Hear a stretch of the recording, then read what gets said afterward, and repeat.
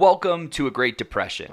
We used to say a podcast for every mall rat, Jansport, backpack emo kid struggling with the boredoms of everyday adult life. Is that you? It's 100%. 100% Yes. you? That was 100%. Okay, so we'll leave it with that for right now. But eventually we're going to switch it over to a podcast for everyone struggling with the boredoms of their lives. Welcome. If you don't know me, it's your first time listening. My name is Josh. I'm the host of this delightful program in which I interview my friends. If you are going, where are the sports takes and all the yelling and the Greg, go to thoughtsfromthebench.com. That's what this is all a part of, and you can check out all of our Two Beers Deep stuff. Also, we write blogs on there, Emily. And I wrote 2 blogs last week. One on the top 5 reasons Wyoming is tougher than Colorado. Yeah. There's a lot. There's a lot. I just picked 5. Do you want to take a guess at what one was? We have to withstand 85 mile per hour winds. The wind. Exactly. And it's just a picture of a truck blown off of the fucking road. Yeah, and then they explode. Like, that's a thing that happens here. They explode? Yeah, haven't you ever driven by one that's, like, gutted by flames? Like, no. yeah, there's, like, they will just, sometimes the insides, I guess, just, like, Catch fire. on fire, yeah. Like a Bruce Willis movie. Yeah, 100%. And so then it's kind of fun when you see, like, the skeletons of them. You drive by and it's like a brontosaurus on its side, just like, yeah, it's out, and it's just the frame of the 18-wheeler. Yeah. Okay, perfect. Anyhow. It's that gnarly kind of shit. It's that gnarly yeah. kind of shit that you have to deal with in Wyoming and you don't have to deal with in Colorado, Jeremiah Paul.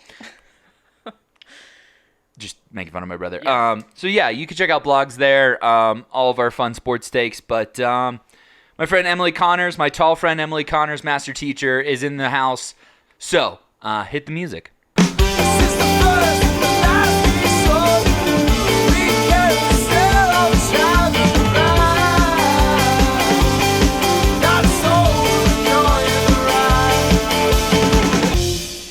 I know. I just leave everybody hanging with that one. I don't even have a smartphone. I don't even have an I left my iPod in the car. Yeah. No, this is so I used to say Zach hit the music when Zach was my regular co-host, and then like our theme song plays. I think you'll like the theme song because it starts with "This is the first and the last day sober." Okay. I mean, I think we've all been there. We've all been there. Yeah. It's literally like, oh no, today, first day and last day. Yeah. I'm not drinking tomorrow. And then You moved to Wyoming. Here we are. So Emily is a master teacher at the University of Wyoming. And we met because you matched with my wife on Bumble. And we're just going to leave it at that. We're not going to explain it. What else do you need to know? And since then we've hit it off and become great friends. The 3 of us are a weird like mom, dad, and adult daughter situation. I love being your child. I love sitting in the back seat of the car. Yeah. Yeah. And her dog Maisie, which you can't really see, but she's running around. That's my adopted stepdog. She's looking at us like, "What's up, me? Yeah, I'm adorable. I'm a mini Labrador." She looks like a mini lab. That's really Lab Chihuahua something. She has no idea. You're good, Maze. She's the best. So you don't have a smartphone? My smartphone is retired at this time. I still have it. And I still use it to check like Instagram. But yeah, I went light the first week of January. So I'm using a light phone. It's a dumb phone, or some people call it a wise phone. I personally don't. Yeah. But yeah, it only has texting, calling, a calculator, an alarm, and you can upload music in the form of MP3s, and you can actually, there's like an associated dashboard on their website that you log into, and you can change the functionality. So you can like plug in your favorite podcast's RSS feed and like it will automatically update to that light phone. But that's about as technical as it gets. No, actually, it's way better technically because it's like hacking your MySpace page with Angel Fire. Yes. So that there's cool like flames in the background of your phone. And like a Bratz, like a doll that you customize to look like yourself. Correct. Yeah, I Correct. wish I could have that on this phone, honestly. But it's like an e-ink screen, like a Kindle, so it doesn't have like the blue light coming at you like a smartphone does. And I tried to use the GPS feature. It does have a GPS. It has maps. I tried to use it yesterday to get somewhere, and if you know how like an e-ink screen works, the way it refreshes is that the whole screen blinks. And so if you're driving along, every single fraction of a mile, it's like refreshing. So it's not pleasant to... No, especially at night. Like, I don't care how dull the screen is at No. night. That's going to be a motherfucker. So what I ended up doing is just switching over to like text-only directions, and so that it's like when you used to print out maps from MapQuest and keep them in your glove box or whatever, you're just reading down. It's like, after 2.5 miles, Okay. turn on whatever. Yeah. So it's not smart enough to announce to you, turn left here. It does have a voice. It will Okay. do that. Yeah, it'll do that. I probably would rather go with that. Yeah, the voice is disconcerting at best, but...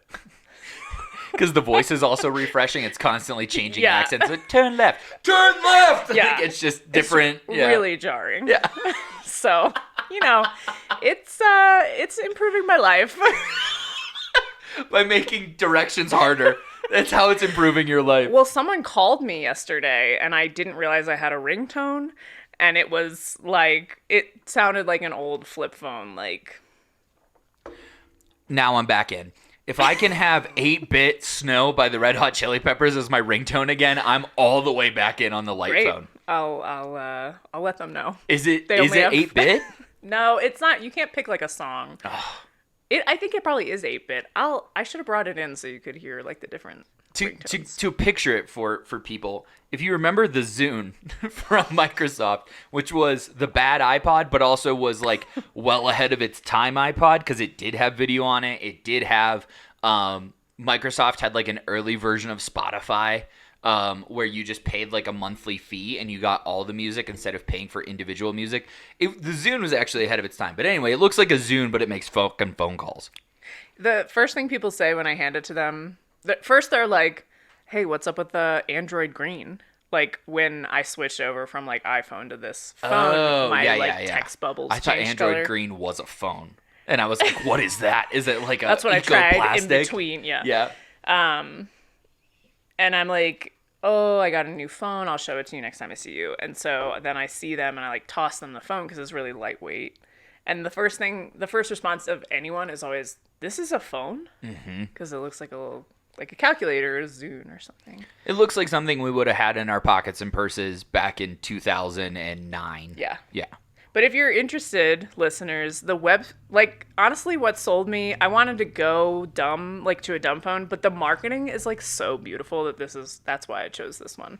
Their website is incredible. Like the whole thing, their Instagram is beautiful. Like it's just aesthetically like for aging hipster millennials. And so that's me. I'm that demographic. That's what this podcast is about. So check it out if you fall into that category. Most people that listen to this are that category. My target this podcast isn't big enough for there to be anything other than the target audience. Okay, so I'm deciding whether or not I want to go into when you make a new friend and the first time you text him it's green, you're immediately like, this friend's not that good of a friend. Yeah. I do worry about it. I worry about the judgment. I do feel like I've moved down a rung, like on some people's, like even Anna was saying the other day, she's like, I want to text you, but I don't. Like, Yeah. I know it's a pain in the ass to text on that thing, Right. so I don't want to text you too much. And I was like, no, please text me. Like, I don't want it to hold people back. I will also say that the speech to text feature is what I mostly use. Makes It's sense. very embarrassing. I step out of my office. I leave the zone if there's any people there because I don't want to be like, sure, meet you there at 5, like in front of people because that's got like strong boomer energy, right? Like, so But it's the most accurate speech to text I've ever experienced. Interesting. Yeah. So, great speech to text, terrible directional. And terrible punctuation. It's throwing periods and commas in like everywhere. Semicolons sometimes. I wouldn't know whether or not those are in the wrong spot, so it's fine. I'm like, how would you know that I was thinking semicolon? It doesn't matter to me. Like, literally, you could be like, Josh, this is exactly what grammar looks like. And I'd be like, yeah, absolutely. They interviewed me recently. I'm in the process, I guess, of interviewing to be a morning show host at like one of the stations here. I'm so pumped for you. Yeah, right. I love that for Yeah, you. who doesn't? But one of the things is you have to blog, which I love blogging, like thoughtsfromthebench.com. You can read my blog that I put out last week on whether or not the jackalope could be real. Great. It could. Yeah. I've decided that. Okay, I will read. Yeah, read. Or the top 5 reasons why Wyoming is tougher than Colorado. Anyway, I wrote them, and Anastasia's like, they needed blog samples from me, and Anastasia's like, do you want me to look over this? And I was like, no, let them feel it. Like, they need to know they need to give it to their editor and be like, how much more do we need to pay you to fucking edit this guy's shit? Let it wash over you. Yeah, the full Josh effect. Famously, I more or less chased out the one and only editor that was ever at Thoughts from the Bench because he just could not. Like, I produced the most blogs a week, and he's like, I can't keep doing this. He's like, I'm a professional editor. This is a little nuts. Well, you bring something special to the table. You know? Yeah. So, Maisie, what are you doing? She's so happy. She's just very excited to be part of the podcast. She's banging her tail on everything. So why go smart or dumb or wise or whatever it is you want to call it? When I looked at my life, it was like I got a smartphone when I was 25 years old, and I'm 35 now. So, and I looked at like, that's 10 years of my life. You held out. It wasn't that so much as like I couldn't afford it, and my parents were like, my parents were still paying for my shit when I was in college. And let's be honest, I was super, super senior, right? So I finished college at like 24 and got my first real job, and I was like, now I have a paycheck, I can finally get, you know, what my friends have had for 5 years. I've just been looking over their shoulder. And so I was a teacher, and I got a smartphone, and it was great. Like, Instagram was still a thing where you like posted like 2 times a day in the grid. Food. Yeah. Lots of food. And you would get like 3 likes. Yeah. Like when I look back at that old stuff, it's like, oh wow, 3 people like this. A lot of people have deleted that shit, and I shame you. Let that fly. The only thing I've ever taken off my Instagram was all of my Thoughts from the Bench clips when I started at Wyoming, because they were very much like, hey, we're not like super comfortable about this podcast and like the sports stuff, so like, can you? And I was like, yeah, we got Shut this. It down. Yeah, keep it. That's right. It's part of your journey. It's like a bad tattoo. You know, it's like my Elliott Smith tattoo that I will never get covered up because sometimes you're at a party with other elder millennials and they're like, is that like a figure 8 tattoo? And you're like, yes, it is. And now we're instantly bonded. What if I wanted to on purpose get the old high school, the cool S that you made out of diamonds? I support that. All right, you want to go together? Yes, I will get that with you. Good. Yeah. As an art teacher especially, I feel like kids are always like, even today, I love those things that like withstand the test of time, right? You're like, we did that when I was in school. But still today, as an art teacher, kids will be like, they call me Emily. And I don't make them call me Miss Connor. But they're like, Emily, come look at this. And I'm like, as soon as they start the 3 lines, I'm like, I know what you're doing. And then you're like, let me draw Trogdor for you. Yeah. And then wreck your fucking world. You do like a one. Can you tell that story? And another kind of, I was teaching an undergrad course. Fucking awesome. I was teaching an undergrad course. It's for elementary education majors, but they have to take one art education course, like how to integrate art into the elementary classroom. And part of it is like studio time. Part of it's lecture. Part of it, one day a week, I bring them in the studio. We do cool art projects, whatever. So these kids are like cleaning up. They're 20 years old. And they're cleaning up for the day. They're like putting all their stuff away. The 20-year-old part is such a key part of this, even though it's like, okay, it's like, no, just wait. Yeah, they're juniors. They're juniors in college. They right? have seen and used the internet for a long time Since at this they were point. infants. Right. Okay, continue. And so they're sweeping all their stuff off the table. The tables are covered in paper because it's a freaking mess in there. And as I see this kid like sweeping his scraps of paper away, what is revealed is this dragon that could only be described as like slightly off-brand Trogdor. The Burninator. Please use his full name. Oh, my bad. Yes, the Burninator. And I was like, hey kid, come back here. He thinks he's in trouble. No doubt in my mind, he's like, oh, fuck, Miss Emily's gonna scream at me because I used the fucking too much glue. Like, no, I make them call me Professor. Professor. Professor Emily. Professor Emily or Professor Connors? They call me Professor Connor, but actually I don't think I can technically call myself a professor. I think I'm like a guest lecturer. Regardless, I'm like, this is like... I was like, have you ever seen Homestar Runner? And he was like, I've never heard of that in my life. And so now we know that this is like an ancient symbol that has traveled it's part of the what do you call that? The zeitgeist. The unconscious. Yeah. The collective unconscious. Oh, that was way too big of a word for me. It has been absorbed into the minds of the younger generation even when they haven't seen. Do you think that that's like oh man, maybe they did, maybe like their parents, because their parents would be how old? 40 something. Yeah. Right? Like maybe what? Because my mom's 59. It's weird to think about like how, because I feel like they would be between like Gen X and Boomer, right? Like age. Yeah. So, but they're like early millennials, they're early millennials. So they're in their late 40s. Maybe. Early 50s at this point. Can't. Anyway, there's a good chance they were getting fucking stoned watching Homestar Runner. Like in undergrad, right? In undergrad, or just in general. Like, they're like, you know what I mean? Like, they're like, I have this newborn. I can't fucking deal with this. I need to get high and watch Homestar Runner. Oh, the kid's an infant, and they're hearing it, and it is like locked into like the brain stem. Yeah, because Strongbad explains how to draw him. Sure, absolutely, and the kid's hand is just this college junior is now like, my hand is making an S and then a similar type S, like consummate. And then he lights it on fire without knowing why. Yeah. He just burns it. He's like, I'm burninating the countryside. Yeah. He just starts to burn everybody else's art that's better than his. I imagine that all the other kids in the class, just like something in them snaps too. Yes. And they're like also, they have like torches and pitchforks all of a sudden. And it's just like, my classroom is... This is how the zombie apocalypse starts, is that Gen Z gets triggered by Trogdor.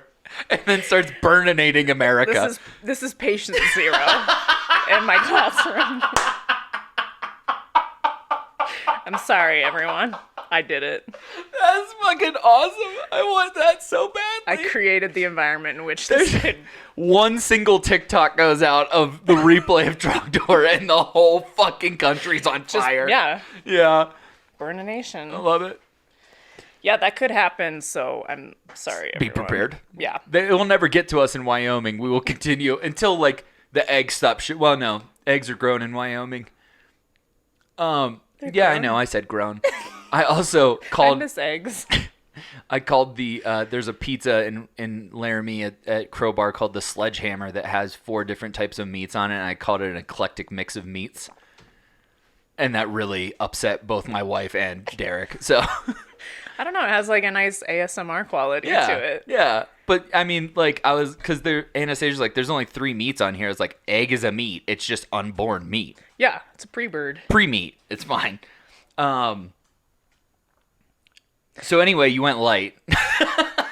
That's where we were. I went light, everybody. You went light so that you could practice drawing Trogdor more. Yeah, I wanted to go analog so I could. Yeah, absolutely. I wanted to focus more on. So when I looked back at the 10 years that I've had a smartphone, I was like, I have lost so many hours. And before that, it was like on my laptop, right? Like I a MacBook really early on in college, and it was just like, you would like sit in your bed with your laptop, like, Yes, I familiar. and you're just like, that's why I have tech neck, right? Like why we have just like wrinkles in our necks, because we sat like looking at our laptops because they were a new thing.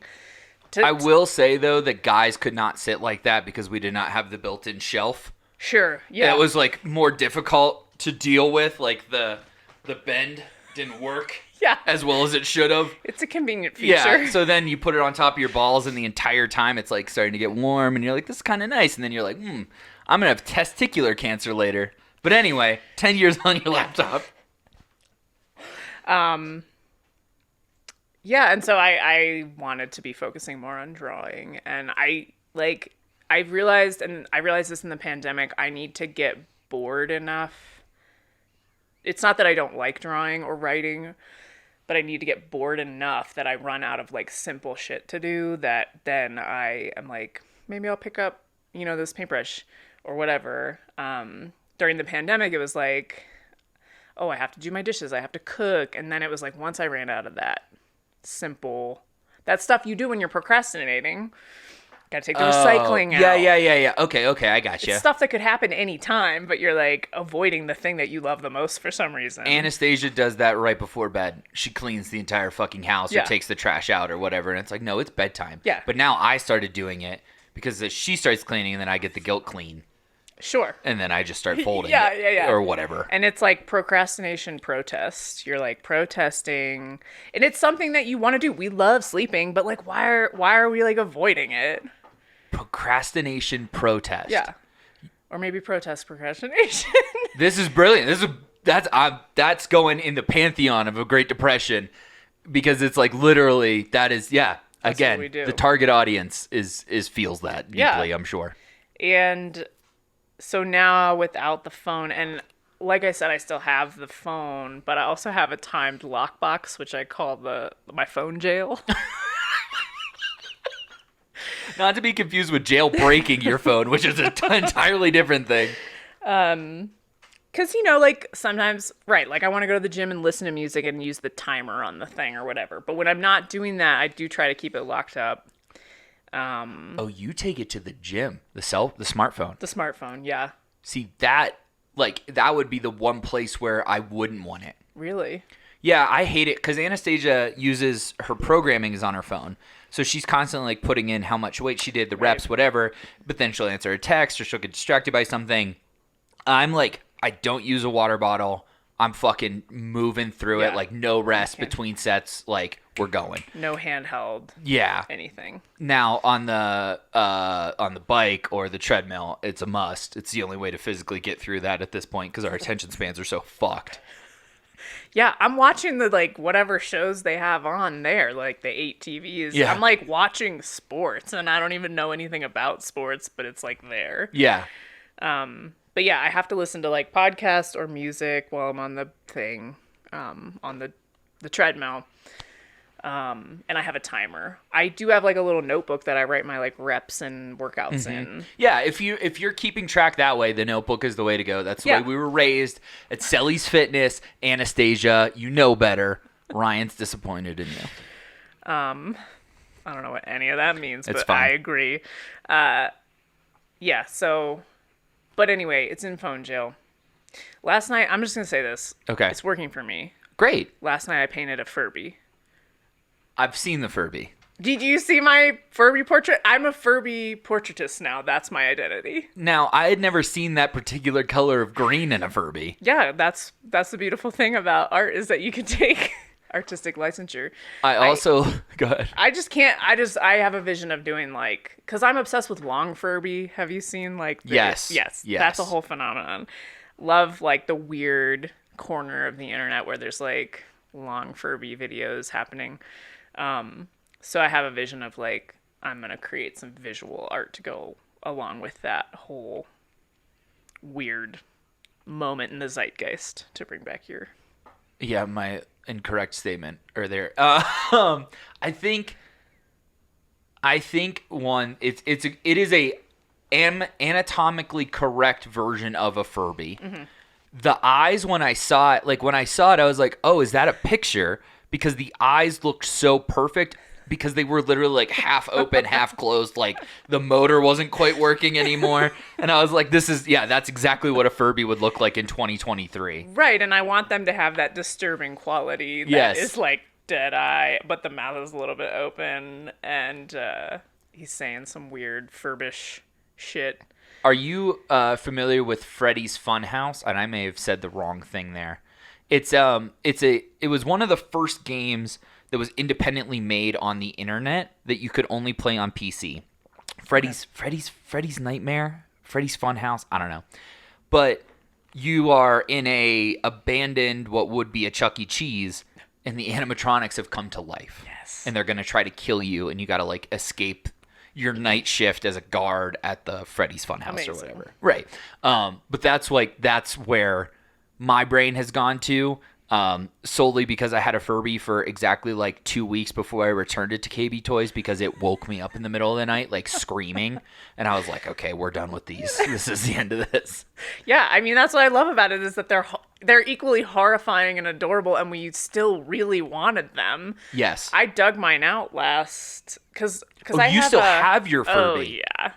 I had the like gray one with the black spots and the pink stomach. Okay. But I have a niece and nephew. They're like, at the time they were like 10 and 13, and I'd given them Tamagotchis for Christmas because I was like, yeah, yes. I was like, you need to experience, because they have like, I don't know that they have smartphones yet, but they have all the tablets and all that shit, and I'm like, no, your childhood's not complete. Like, you're at a formative age where we need to insert this. Your first dealing with death needs to be killing this digital fucking dog. It's drowning in its own shit because you went to bed and didn't scoop the poop or whatever. Yeah. So yeah, I gave them those, and then I was like, wait, there's something else you need to see. But wait. There's more. Yes. And so I went up to my closet and we replaced the batteries in it, and it immediately woke up. And you know how you could hear like the motors like working, like the eyes opening and stuff, like very Teddy Ruxpin-esque.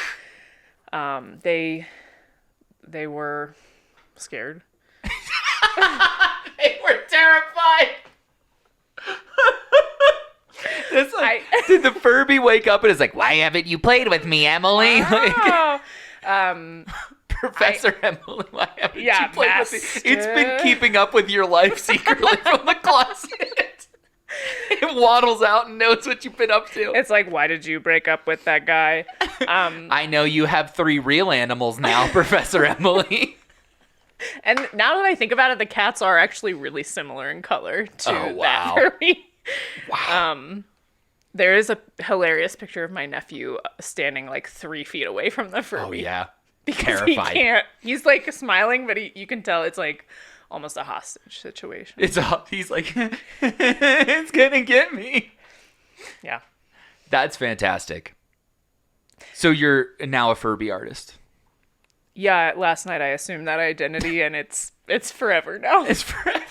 Furbies are forever. Do you think, because you and I have often talked about the it's like Dumb Good or whatever Instagram page that is just basically clear neon plastic.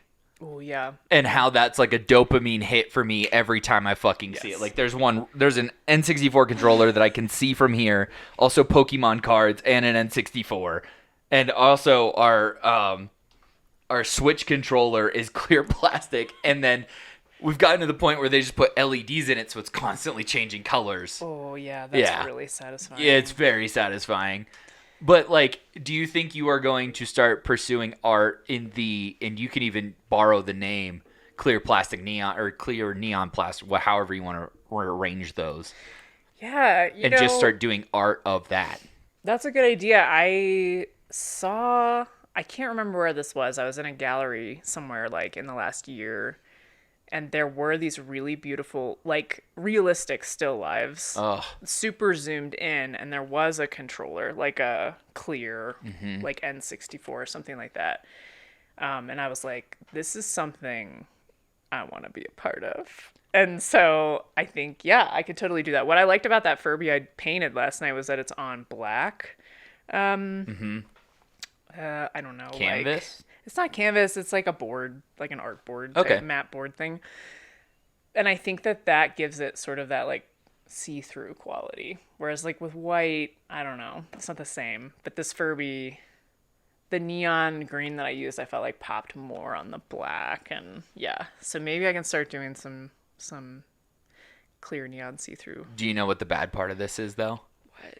You're going to have to use Instagram to promote this to sell it. Look. Leave it to me. I'm on it. I don't know if you know I'm a vintage seller now. You're a picker now? Yeah, so. I'm really, I wear that shirt you found at New to You all the time.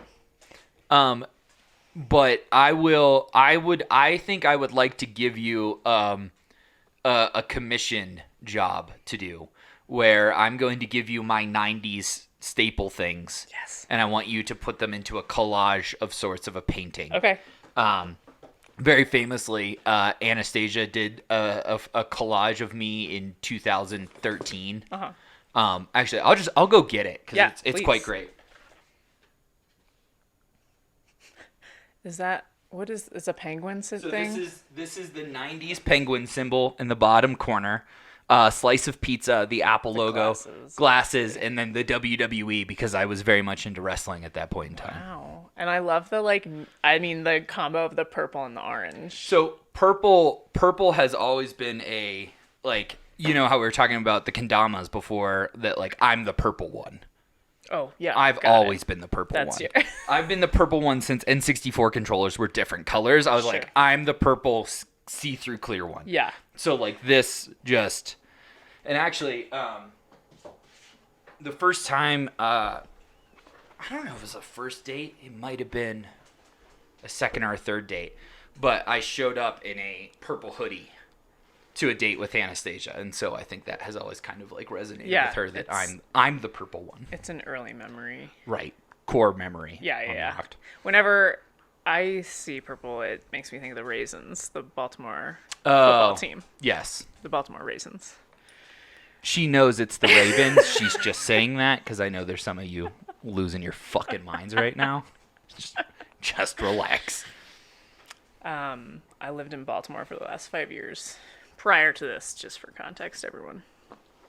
So, but yeah, I think I would like that for... There's Macy. She has made the show. You just gonna pull her up? I can, yeah. Yeah, go ahead. There you are. There you go, Maze.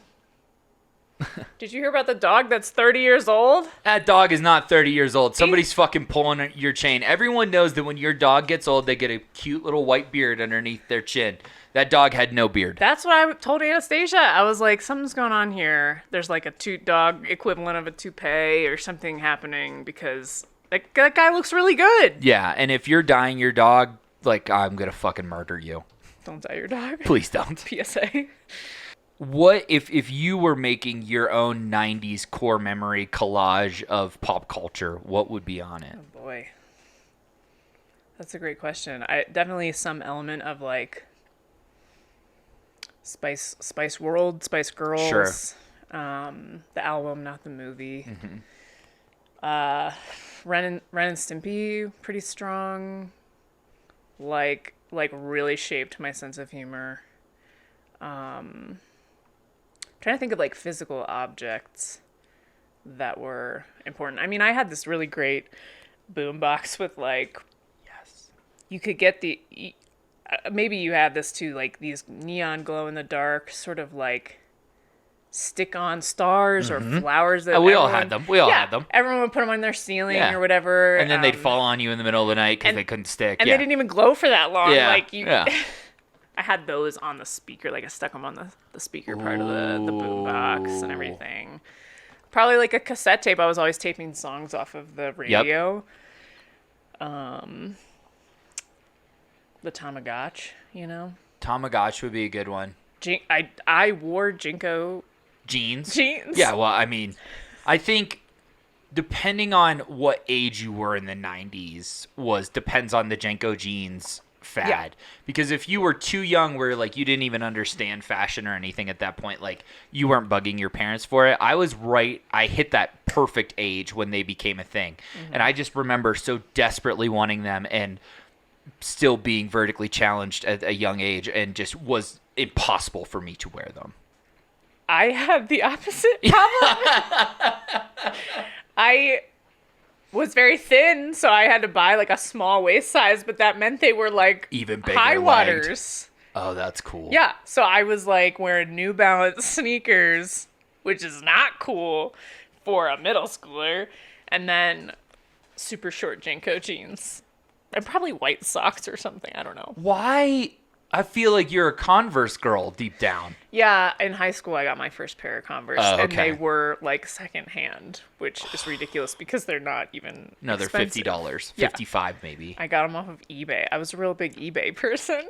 I know that's so lame. There was this happened the other day. I thought about some major brands that I have been a consumer or have had an account through for, I would say, probably close to 20 years. Like, we're getting close to 20 years. Like, eBay's one of them. Netflix is one of them. Oh, yeah. Verizon is one of them. Like, Verizon and I were ride or die when I was like 14. And you still use them. And they're still, yeah. They've got the hold. They do, and I just, at this point, like, I've had AT&T, I've had T-Mobile. Was it T-Mobile? I can't remember. We had one of the shitty ones, Sprint maybe. And I've always just been like, all right, we're done with this. I can't deal with it anymore. We're going back to Verizon. But yeah, like those three particularly, and then like Amazon at an early age too. Yeah. Because you needed books Yes. for school. Yeah, I can remember Amazon and eBay really early on. I would also say Beanie Babies, to go back to your question.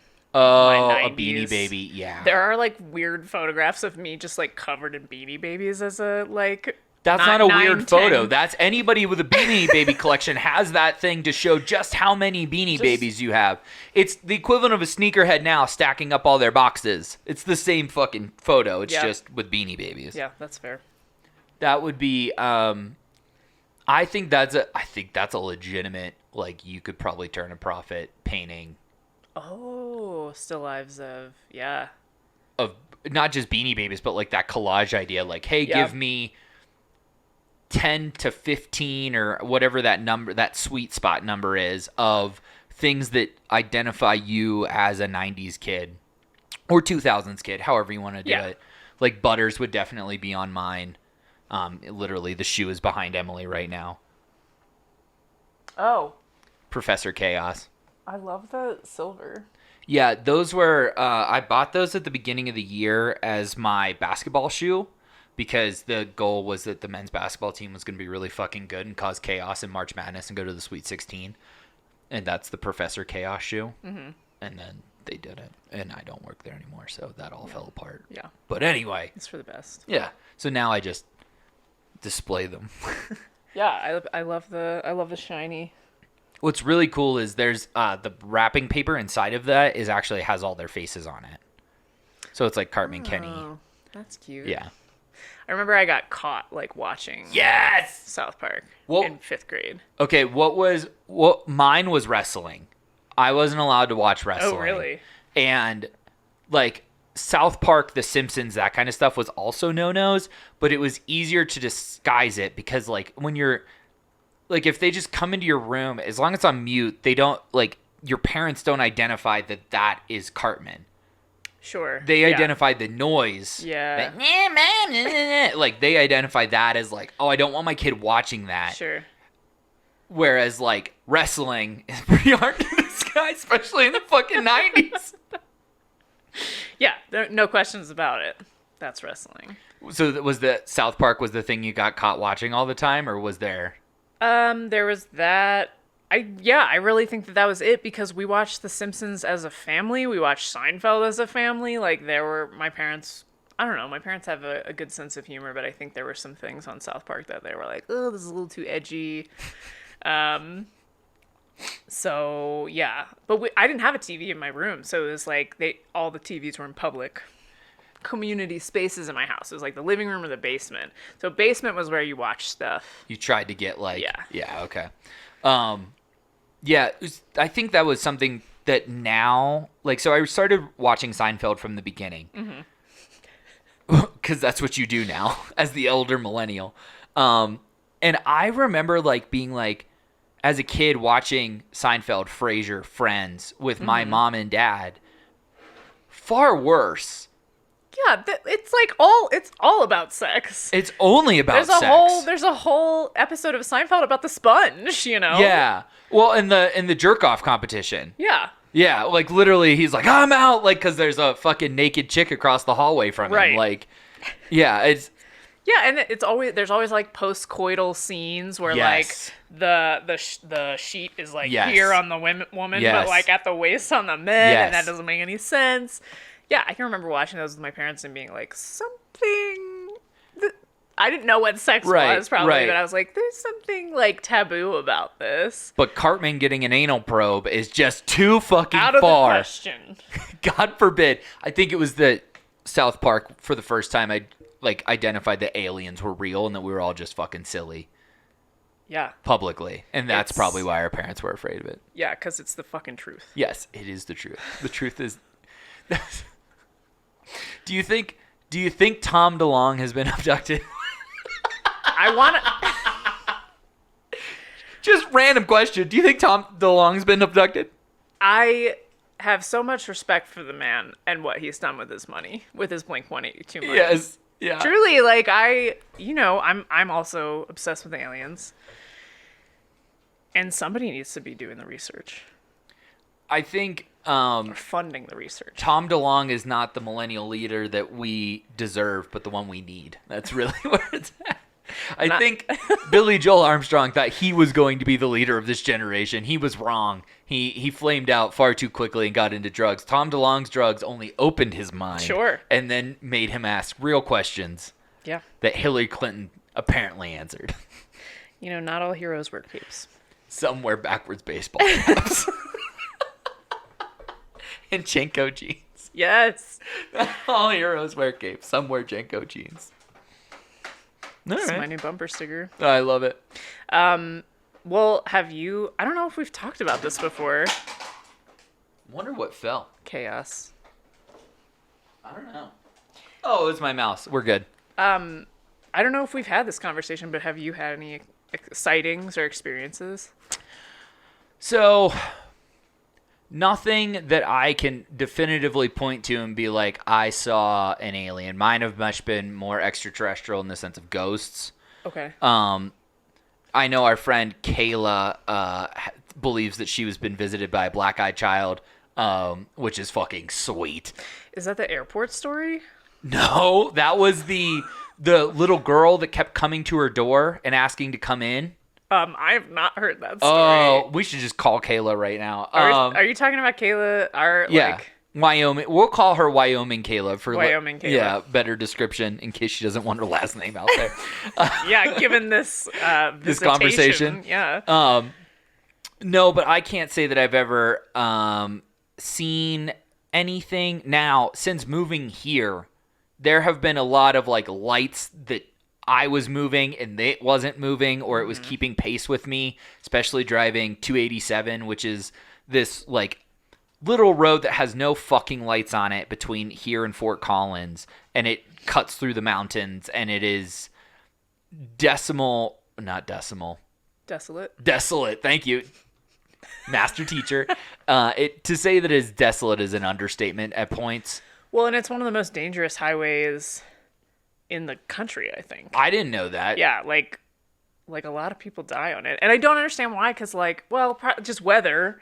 And I also think there's a lot of people that drunk, but also I think there's people that get on that and they don't know what they're in for. Sure. Whereas Yeah. like when you move here, everybody's gonna tell you like, listen, it's always gonna be open, and if you really have to get home, do it. But think about it. Yeah. I don't know. For people who don't live in Wyoming, which is probably everyone who's listening, There's only 500,000 of us. there's a map. There's an app that you download when you move here, and it's a map of the state, and whatever roads are turned red, you can't drive on at any given time. Correct. If they're orange, you probably shouldn't drive on them because they're so dangerous, and if they're yellow or green, you're fine. But like if And you yellow in Pittsburgh or Baltimore is a no-go. Like, but in Right. Wyoming, School's it's like canceled. Yeah, it's like tough it up, sweetie. Yeah. And if you leave your house between October and May, Yeah. you check the map. You can also report roadkill on that map. Yeah, and they'll come get it, which is cool. There's a button that says report a carcass. Which, so Wyoming. Yes. And Wyoming is one of the only states where you can pick up roadkill and take it. And eat it. Yeah, it's pretty tight. But no, I've not experienced, like, I have not been like a bright light and then I don't remember anything or anything like that. But I definitely have seen some, like, there was one the other night when I was coming back. Can't remember where I was or why I was down there, but I was in the Bronco and I was coming back up 287 at night. And I just remember, like, at 6 different points, I looked to my left, and it was still just fucking hanging over the same mountain. And I was like, that's not a star. Like, I'm moving. My positioning on the star should change. Yeah. And it just kind of kept moving with me. It's funny because that exact story I've said to other people, and they're like, oh, yeah, that's one of the aliens. Like, that's just where they hang out. To people here? Yeah. Oh, yeah. Like, that's where they hang out. That's his neighborhood. Yeah, like he's like, this is where I chill. Like, this is my fueling station. Oh, that's Bobby. Yeah, that's Bobby. Like, it's just, they are so familiar. Yes. Because, again, there's so few people who live here. They have to start well, getting and to know the you know aliens. that when, Eisenhower made the deal with the Greys, right? Where he's you can abduct X number of people for the microchip. That was the deal he made, right? And then the technology boom happened after the 90s, yada, yada, yada. Anyway. Now we have clear. Yes. So. things. Yeah, now we have clear plastic, neon clear plastic. And thank God for that deal. That's what the aliens gave us as a society. And we're so pleased about it. It's really, thank you. We are like raccoons to aliens. It's like, here's a shiny coin.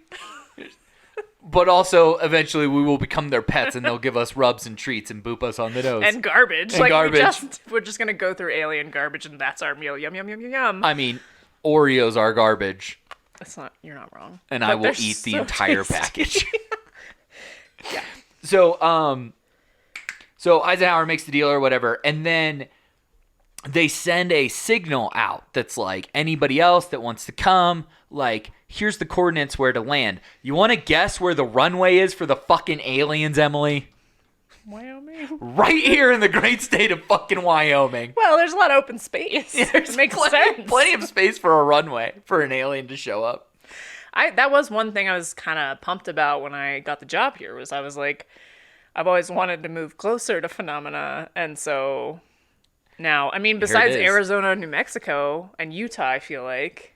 Yeah, Utah is a whole nother, because the aliens would live among you in Utah. Sure. There's no, like, I've been to Utah too many times at this point, 3 in 15 months, and in 3 different towns. I've been to Salt Lake, Logan, and wherever the fuck BYU is. Provo. And every time it's fucking weird. Utah is fucking weird. I went to Bryce Canyon, but that's not really. That's not the same. No.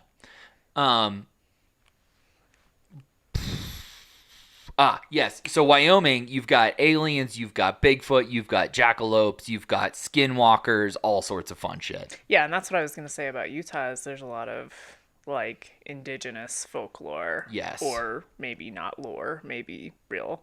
That is almost more terrifying than the idea of aliens. Like the man that I saw in Salt Lake City who I thought was a homeless man playing the piano in the middle of a freeway that then ended up being a local at the coffee shop I was at 5 minutes later. Yeah, that's the shit I'm talking about.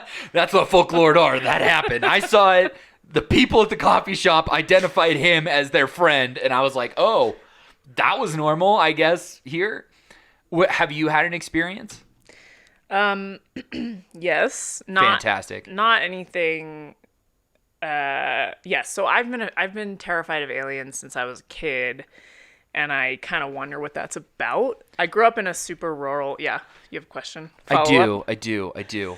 So I know that there was a little note attached to my jacket when I got sent home from school once for only renting out alien and dinosaur books at the library. Is that also a shared experience that we have? No. First of all, I'm not familiar with the idea of pinning a child's troubles to their jacket. Butler County, motherfuckers. It's just like, this idiot's an idiot. Send him home. we're afraid the note won't make it home, so we're gonna big time. attach it to you, and then everybody else can see what's wrong with you too. I believe it's probably like an old school way of doing things, but I also still was like, my first grade teacher, I believe I should be left-handed. My first grade teacher forced me to be right-handed. Yeah. Because, like, I play all my sports left-handed. That is wild. I can throw left-handed. I can write left-handed. Like, and it's not like, if you've ever watched me eat with a fork and a knife, I'm, like, constantly doing this, like, flip thing in my hands because I can't, like, still, I'm 32 and I can't fucking figure it out. I should have been left-handed, and my archaic first grade teacher was, like, anti me being left-handed. Yeah, because it's the work of the devil. That's right. It was. There's one of my favorite drawing books, Drawing on the Right Side of the Brain. The whole first chapter is about how, you know, historically people who wrote left-handed were looked at as, like, you know, spawn of the devil or what. Like, just something was wrong with them. And that's because, like, the creative side of the brain is linked to your left hand, and, like, we traditionally downplay and, like, devalue that side of your brain, right? Like, it's all about logic and numbers and, like, convergent thinking in our schooling system, and so it makes sense that she would be like, absolutely not. No creativity here. I think it... Yeah, so just this one experience, I was at Deep Creek Lake in Maryland, which is, like, very, very western Maryland. Also very, very Pittsburgh. That's like the bachelor party, bachelorette is Deep Creek. It's kind of like a nice little in-between, both of where we grew up. Gorgeous place. Obviously, there's a lake, some mountain. I wouldn't call them mountains now that we live here, but me and a few friends were in a hot tub. Yes, we had a few drinks, but we weren't, like, blasted or anything. And we were looking up at the stars because it's very clear out there. There's no light pollution. And we saw this, like, it was like a white ball with, like, two triangles on either side of it, kind of move across the sky, stop and hover for a minute, and then speed up and go out of eyesight. Yeah. And so the movement was really strange. It wasn't that, like, at first we were like, maybe it's like an owl or something, but it looked like it was lit up in a way, like it was illuminated in a way that... Not a star. Right, it wasn't a star, and if an owl or a bird was lit up in that way, there would have to be some kind of light shining up from down below, and there's, like, just not that much light there. Right. We went inside. We all like, grabbed each other. It happened slow enough that we were like, are you seeing what I'm seeing? And then we went inside and, like, took turns drawing it in separate rooms to make sure that we saw, like, we're like, did we all see the same thing? Good for you and your friends for being like, okay, wait a minute, scientific process. Everyone go away. We have had some drinks, but, like, science. Yes. Yeah. Awesome. Because two of us are, like, really into aliens. Sure. So we were like, we got to go about this the right way. And the third one was like, I don't care. My friend Jenna, you met her. So we all drew the same type of thing. And then we reported it to MUFON. And MUFON contacted me. And they wanted to interview me. So that's, like, the highlight of my life. You stumbled your way into being, like, MUFON famous for 15 seconds. Yep. That's me. That's fucking awesome. That is my LinkedIn tagline. Once was interviewed by MUFON. Furby Portraitist. Furby Portraitist, master teacher. What else could you want? Well, shit, I think that's a great place to end it. Yeah, sure. Right there. Awesome. If you have ever seen anything like that, report it to MUFON. Report it to me first. Yeah. And then I want to know. Oh, and also if you want a Furby portrait. I think that's, like, my small business is I want to tap into, like, the group of people who feel that their Furbies are members of their family. Mm-hmm. And then I want to offer to do portraits of their family members. Fantastic. All right. Thank you, Emily, for coming on to A Great Depression. Yeah. Thank you for having me. That's it. Go home.